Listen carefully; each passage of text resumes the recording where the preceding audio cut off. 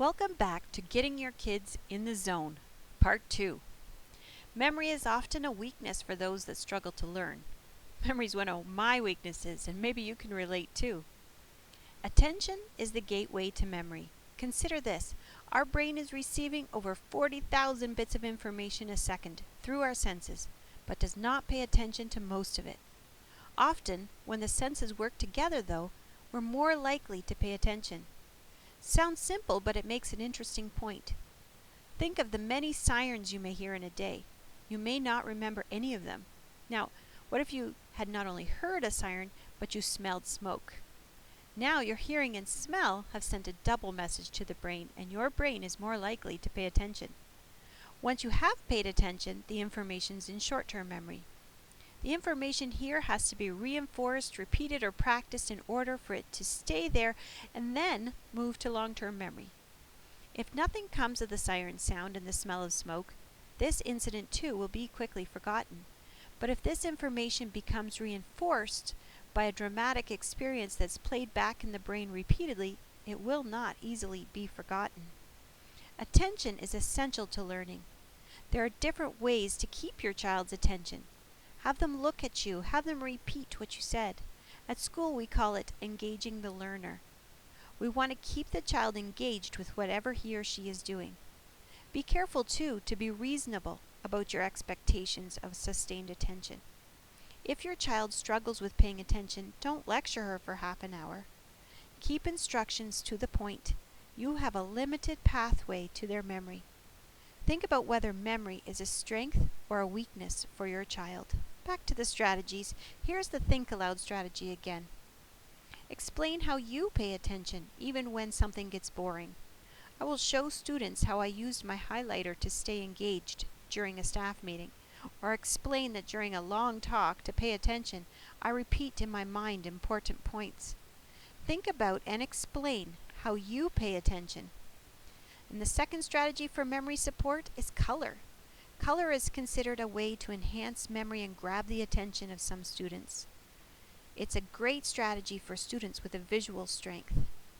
Using a highlighter makes the student an active reader, and often color adds to the sensory information, strengthening that memory. Colored overlays, colored pens, colored highlighters, colored paper all stimulate the attention. You can use color to highlight and draw attention to key words in math problems, such as the word difference or how many in all. Use a highlighter to highlight the subject in grammar when your child is having trouble finding the predicate. Use a highlighter to highlight patterns in spelling words or key words in French homework.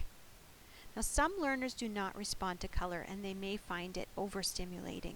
This is why it's important to look at your individual child's strengths and weaknesses. This next strategy is for reading nonfiction. Children can stay focused while they're reading by using their pencil to mark up what they read or what the teacher is reading aloud. Encourage your child to have his own code that marks important things, maybe with an exclamation mark, or answers to questions, maybe with an A in the margin, or things they want to ask about, maybe with a question mark. Even for yourself, as you try to listen to me, it's useful to use a pen or pencil to help keep your attention ignited. Now, alternatively, if you can't use a pencil in a book, small sticky notes can be very useful. Encourage your child to first read over the assignment or the questions if possible, and then put sticky notes in their book to mark where the answers are. All of this draws their attention into what they're reading, and it helps them stay involved and focused. It's visual and kinesthetic. This does need modeling, practicing, and reminding so that students remember to choose this strategy when it might be useful. If your child is a visual learner, then he probably often thinks in pictures. This strategy is making a picture or movie in your head. Now, I have a picture there of a lanyard. I'd asked a student to write the definition of a lanyard and to draw a lanyard. Days later, I asked, "What is a lanyard?" She couldn't tell me what it was, but then I asked her, "Do you remember the picture you drew?" And she immediately reproduced it. Think about the implications of this type of learning when your child has only words in front of him. The challenge becomes teaching your child that he has a strength visually and should change his learning to pictures when possible. That's why teachers make graphic organizers or have students box their word wall words.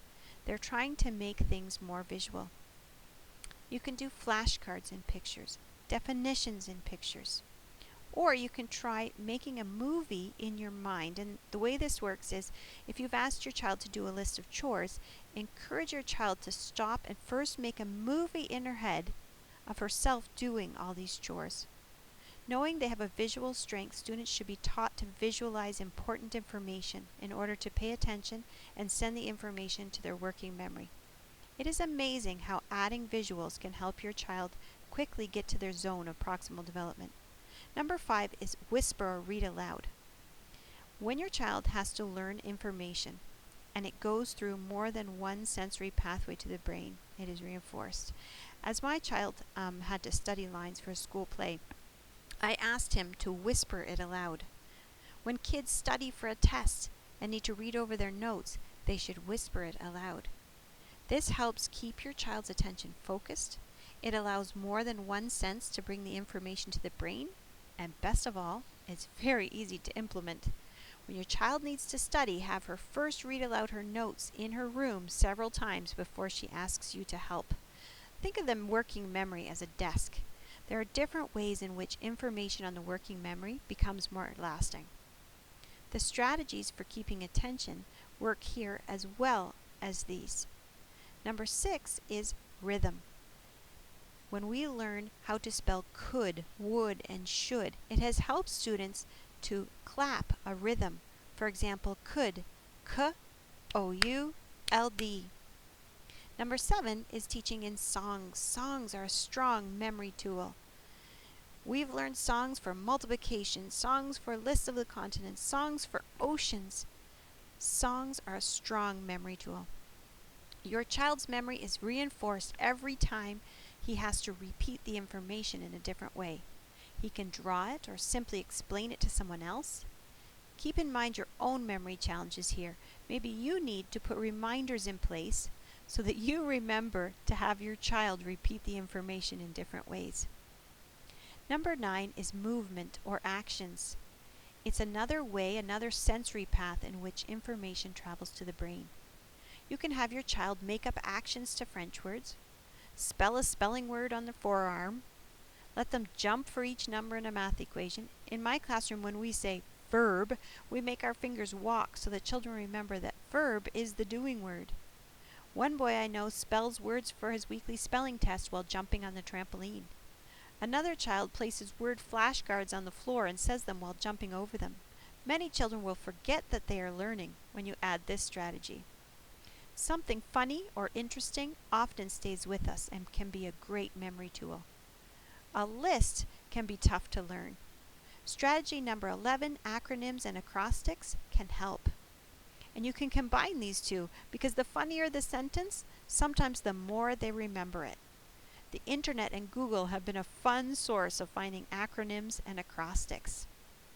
Strategy number 12 is one that I feel strongly about. I talk to my students a lot about mind photographs. We make the mistake of asking students to recall information before they have adequately practiced and formed an accurate mind photo. Take, for example, the new spelling list.